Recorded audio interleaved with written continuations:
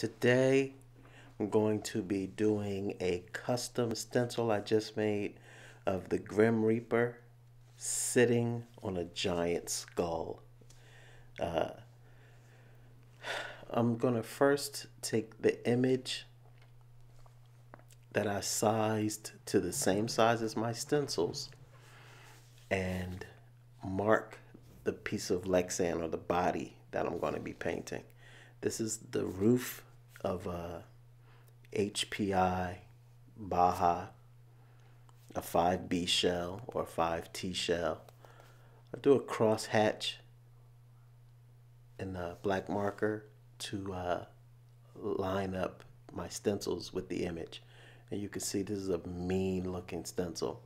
This full-size skull, there's this light shining behind the Reaper that kind of just wraps around one part of the skull and just outlines him just a little bit.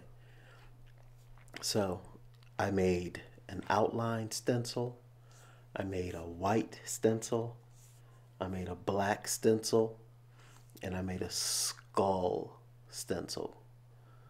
So I'm going to start off with my black. I'm spraying at about 35 psi. My black is 1:1, 1 part paint, 1 part reducer. Just lining this up with my markers.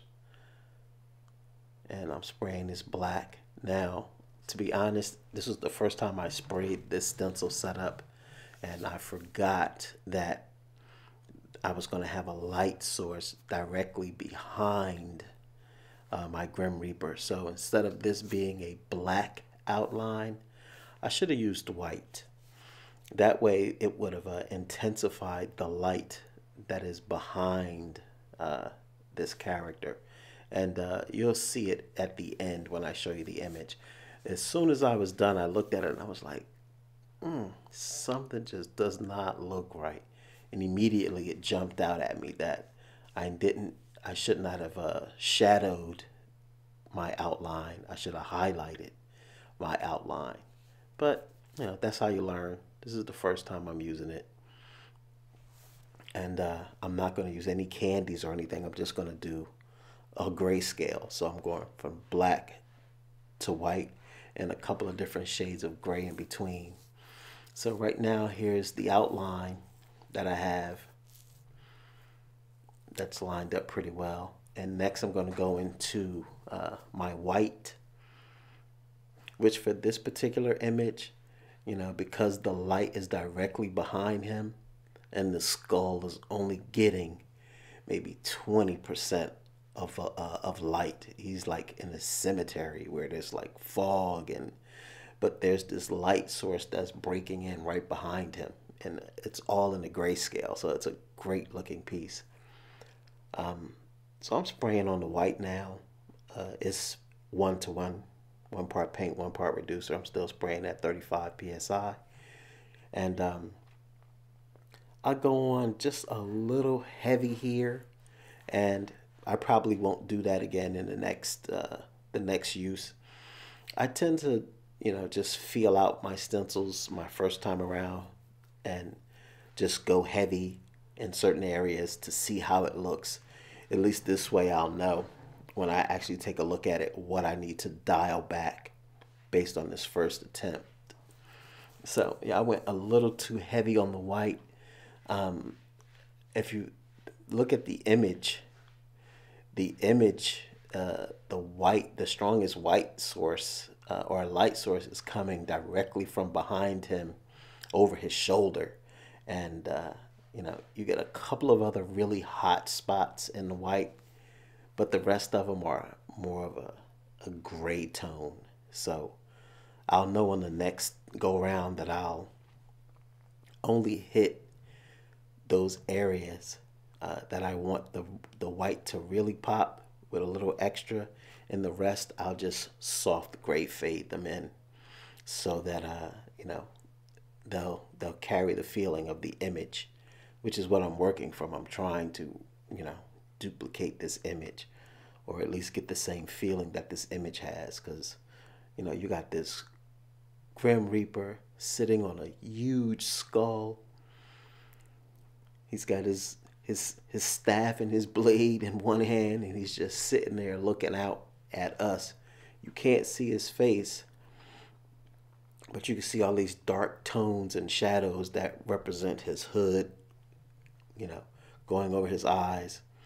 Okay, so now I'm spraying in this black stencil, and to make this work, I cut out all of the black areas that were really dark, and then I cut out in the center, I cut the skull. I cut that out so that I can put this very, very thin line of black is what I'm doing now. I'm going around the edge of the skull so I can line it up, because the skull was too small for me to use my marker, so I'm using this stencil to do that outline of the skull. You can see it now. It's a very light etch, and that's going to help me line up the fourth part of the stencil set, which is the actual skull itself. Since I used the black on the previous stencil to give me the outline, it just drops right into the center so I can line it up. Then I get the black. I fill in those eye sockets in the nose, the teeth, or around the teeth rather. And this will give me the final outline of the interior section. Now the skull is probably the most important part of this entire stencil. When this skull is done properly, where you get the right gradient from the light source all the way into the dark shadow that's wrapped around, you get this nice round effect. The skull is not flat, it's very three-dimensional. And right now I have the skull down. I have all the black areas of the skull. So now what I'm going to do is start freehanding some of the shadowed areas and start filling in the rest of the Reaper and what's behind him, because I sprayed the black areas, but the rest of him, he's not really black. It's these different gradients. It's these different shades of black to gray to this, this really dark, muddy brown color. But I'm gonna spray them just different tones of black so that it'll have some movement and some depth. And I'm gonna shadow in the skull about 60% of it, because it's literally under him. So you don't see much of it. It's there, and you can make out some of its texture and some of its features, but majority of it is, it's very dark. It's just that very front part that like really pops and sets you up to see that, oh my God, look, there's the skull that he's sitting on. And if I make this stencil bigger, the detail that I can put into the skull and to really make this thing pop. So here I go. I'm adding this white now to the skull, and I'm laying it down over the black that I already used to shadow it. And I'm adding a little bit of white into some of these areas that I'm getting ready to go back in and hit it with black a little bit more, so I can get those different tones, those different gray tones and gradients that I was telling you about. So here I am again with the black. This way everything won't appear black, because I sprayed a little bit of white as a dusting. And what this dusting will do is it will let the black darken it from a white dust to a medium tone gray, a darker gray. And I'm just going around, I'm filling in all these different areas.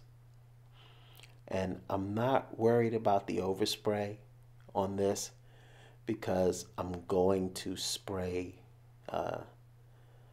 white and grays and all different tones behind him. And I'm going to use another stencil, a textured stencil to give me a, like a fogged tone effect. It's not exactly like the image, but this is what I wanted to do for this particular piece. I didn't want to, you know, recreate a fog the way that they did. I needed more color. I needed more texture to take up all of the space that's on his body. So here I am using the textured stencil right now, and I'm spraying black, but I'm just doing a dusting very, very lightly. It's not heavy because I needed to have a soft fogged effect. So now that I've done the black, I'm going to come in with some of the white and do the same thing. Spraying the white fog.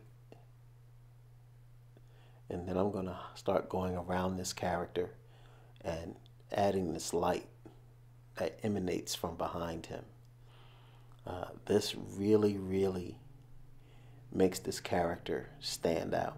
Because now you have this black on white. You have this texture going on. You can see at the bottom, it's almost a line from the actual stencil. So I don't want to drag my white all the way down to the bottom. See how I'm filling it in now? Because I don't want it to look like there's a line there. I want it to almost, fade off onto the bottom of this piece of plastic that I'm painting on this piece of body that I'm painting on. So now I'm going to fill in just a little bit more of the clouded area. And what I'm doing right now is I'm mixing some white with some of the black that's left over so I can get a medium gray tone now. You can't just keep spraying black and white and hope you get the gray tones. You have to mix your paints. You can't be afraid to mix your paint. So now I'm getting this medium gray tone that's going to highlight the white and shadow the black. And now I'm using the textured stencil to do a little bit of the gray.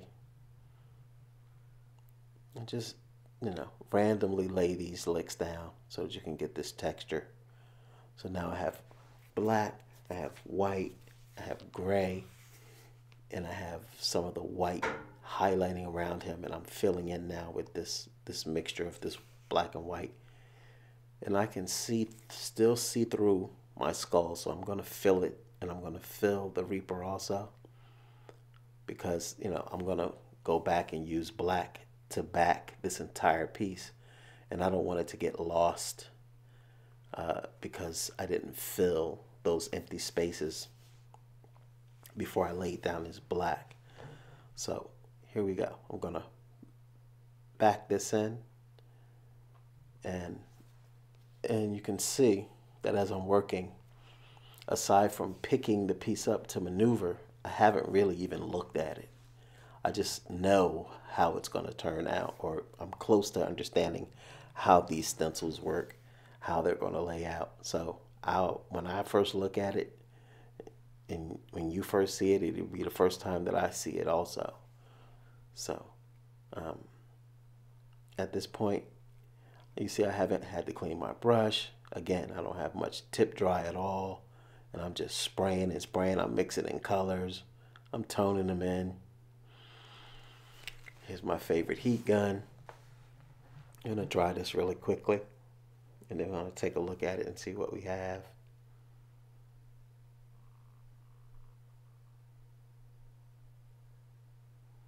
Doesn't take long at all. Not with this heat gun.